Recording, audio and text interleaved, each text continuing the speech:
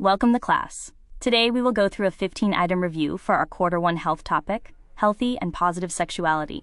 Each question will be shown on its own slide, followed by the answer and a short explanation. Let's begin. Let's start with question 1.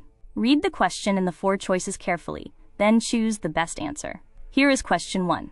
What is the correct definition of gender identity? Let's go over the choices. Option A, a person's biological reproductive characteristics. Option B, a person's internal sense of their own gender, which may differ from the sex assigned to them at birth. Option C, the outward presentation of gender through clothing and behavior.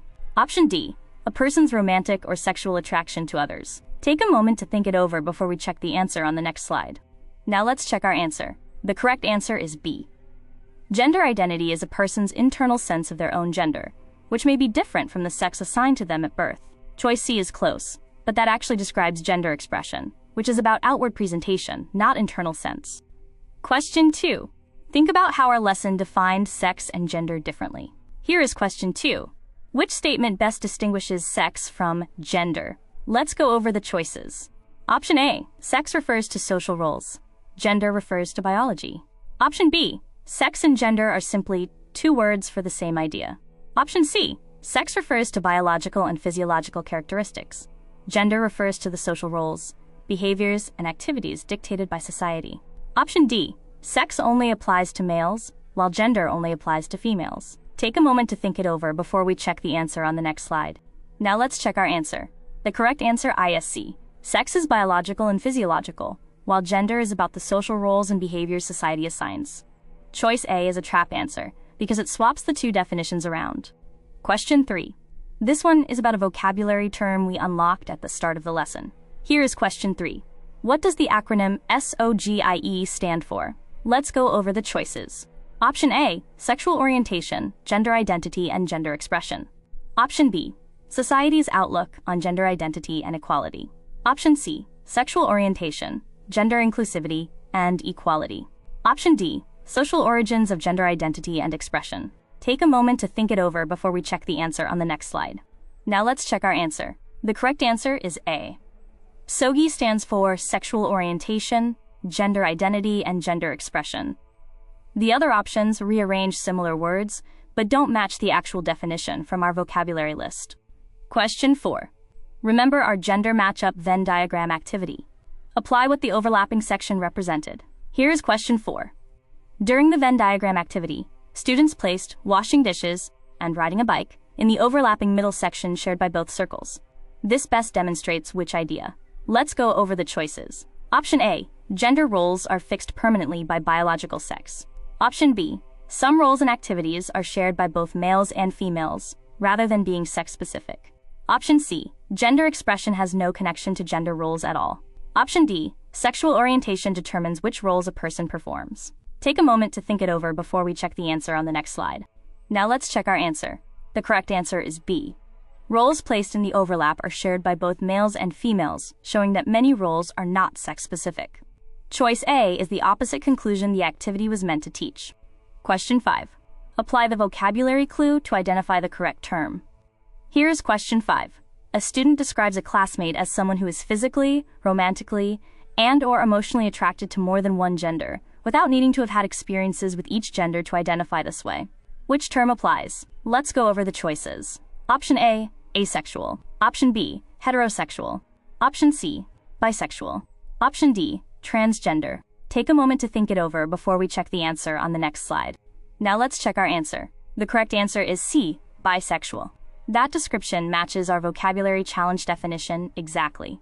Asexual is the opposite concept, describing little or no attraction to others. Question 6. Apply the characteristics of sex table from our lesson to this profile. Here is question 6. A student's profile lists XX chromosomes, presence of ovaries, and production of estrogen and progesterone. Applying the lesson's characteristics of sex table, this profile is best classified as, let's go over the choices. Option A, male. Option B, gender non-binary. Option C, female. Option D, cannot be determined from these traits. Take a moment to think it over before we check the answer on the next slide. Now let's check our answer. The correct answer is C, female. Every trait listed, X chromosomes, ovaries, estrogen, and progesterone, appears under the female column in our table. Male traits are the opposite. XY chromosomes, and androgen or testosterone. Question 7. Analyze the difference between two characteristics of gender from our lesson. Here is question 7. The lesson explains that gender is learned. Children absorb behavior from parents and society. And gender is something we do. Behaviors performed for recognition, such as clothing, tone, and attire. Which best captures the difference between these two characteristics of gender? Let's go over the choices. Option A, learned, refers to biological development, while something we do refers to social performance. Option B, learned, describes how gender norms are absorbed from others, while something we do describes how gender is actively displayed through everyday behavior. Option C, both characteristics describe the exact same process with no meaningful difference. Option D. Now let's check our answer. The correct answer is B. Gender is learned is about absorbing norms from parents, peers, and society, while gender is something we do is about actively performing gender through daily behavior. Both apply to everyone, not just one gender. Question 8. Analyze what kind of comparison this explanation is drawing. Here is question 8. A teacher explains that gender equality means equal rights, access, and opportunities for all genders, not that everyone must be treated identically. Which comparison does this explanation help us analyze? Let's go over the choices. Option A, gender identity versus gender expression. Option B, sex versus gender.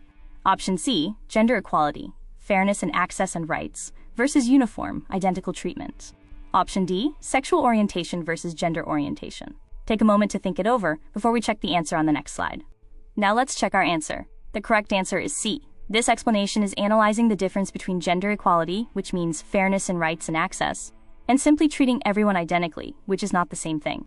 Question 9. Analyze this scenario carefully using our definitions of gender expression and gender identity. Here is question 9. A person dresses and behaves in ways society considers masculine, but privately identifies internally as female. Analyzing this situation using the lesson's definitions, which statement is most accurate? Let's go over the choices. Option A. This person's gender expression and gender identity are the same. Option B. This person's gender expression, masculine presentation, differs from their gender identity, internal sense of being female. Option C. This situation describes a sexual orientation, not a gender-related concept. Option D. This person's sex and gender must automatically be the same. Take a moment to think it over before we check the answer on the next. Now let's check our answer. The correct answer is B. Gender expression is how someone outwardly presents, while gender identity is their internal sense of self. This scenario shows the two do not always match for the same person. Question 10. Evaluate each option against UNICEF's definition of gender equality from our lesson. Here is question 10. Based on UNICEF's definition of gender equality discussed in the lesson, which classroom action would best reflect the true meaning of gender equality? Let's go over the choices. Option A. Requiring all students, regardless of gender, to do identical activities in every subject. Option B. Giving male and female students equal access to leadership roles and resources, based on interest and ability rather than gender. Option C. Assigning tasks strictly according to traditional gender roles for efficiency. Option D. Ignoring gender entirely when planning any classroom activity. Take a moment to think it over before we check the answer on the next slide. Now let's check our answer. The correct answer is B. It reflects equal access based on interest and ability, which is what UNICEF's definition calls for. Choice A is a common misconception. Equality does not mean forcing identical treatment. Question 11. Evaluate why the lesson treats this message as appropriate for all students. Here is question 11. The lesson's equality symbol activity shows combinations of the female and male symbols representing inclusivity. Which response best evaluates why realizing this message is appropriate for the classroom? Let's go over the choices. Option A. It is inappropriate because it introduces topics outside the health curriculum. Option B. It is appropriate because respecting diversity in gender identity and orientation supports an inclusive, supportive learning environment consistent with the lesson's values. Option C. It is only appropriate for students who personally identify as LGBTQIA+. Option D. It is appropriate only if no reflection or discussion follows the activity. Take a moment. Now let's check our answer. The correct answer is B. Respecting diversity supports an inclusive, supportive environment, which is exactly the value our lesson promotes. This message is meant for everyone, not just one group of students. Question 12. Evaluate which statement matches what our formative assessment answer key confirmed is true. Here is question 12. According to the lesson's formative assessment answer key, which of the following statements is true? Let's go over the choices. Option A. discrimination and prejudice based on gender or sexual orientation have no impact on well-being. Option B, promoting equality, respect, and acceptance is irrelevant to healthy sexuality. Option C, emphasizing equality in relationships helps foster mutual respect and consent, contributing to a healthier sexual environment. Option D, acceptance of one's own and others' gender identity is unrelated to a positive sexual culture. Take a moment to think it over before we check the answer on the next slide. Now let's check our answer. The correct answer is C. Our answer key marked this statement true. Emphasizing equality helps foster mutual respect and consent. The other three statements were all marked false in the same answer key. Question 13. This is a creating level item. Think about what a strong poster slogan needs to include. Here is question 13.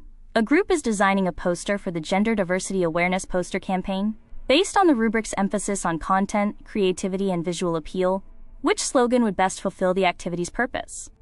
Let's go over the choices. Option A, boys will be boys, girls will be girls. Option B, respect every identity, celebrate every story. Option C, gender roles are fixed and should not change. Option D, a slogan with no message, focusing only on colorful design. Take a moment to think it over before we check the answer on the next slide. Now let's check our answer. The correct answer is B. It captures both an inclusive message and creative appeal, matching the poster rubric's content and creativity categories. The other choices either send the wrong message or skip the message altogether. Question 14.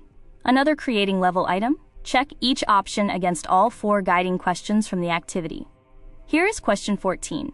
A group is completing the Building a Gender-Inclusive Community activity and must design a program with objectives, strategies, a target audience, and expected outcomes. Which proposed program best meets all of the activity's guiding questions? Let's go over the choices. Option A, a poster with no stated audience or measurable outcome. Option B, a month-long peer education campaign on respecting SOGIE diversity, targeting all students, with a before and after survey to measure awareness. Option C, a one-time announcement with no follow-up plan. Option D, a program limited to a single gender group with no inclusivity strategy. Take a moment to think it over. Now let's check our answer. The correct answer, ISB. It's the only option that includes a clear issue, an inclusivity strategy, a defined audience, and a way to measure success, covering all of the activity's guiding question. Question 15, our last item. Think about which completed pledge truly reflects the values from our lesson. Here is question 15. In the Pledge Power activity, students complete statements such as, I will stand up against ____. Which completed pledge statement best reflects the lesson's values of equality, respect, and acceptance? Let's go over the choices. Option A, I will stand up against people who are different from me. Option B, I will stand up against discrimination and disrespect toward any gender or sexual orientation. Option C, I will stand up against changes to traditional gender roles. Option D, I will stand up against classmates who disagree with me. Take a moment to think it over before we check the answer on the next slide. Now let's check our answer. The correct answer is B. It stands against discrimination and disrespect, which is exactly the value our whole lesson has been building toward. The other choices actually work against the message of acceptance. This last slide summarizes every correct answer alongside its Bloom's taxonomy level for your quick reference or for recording scores.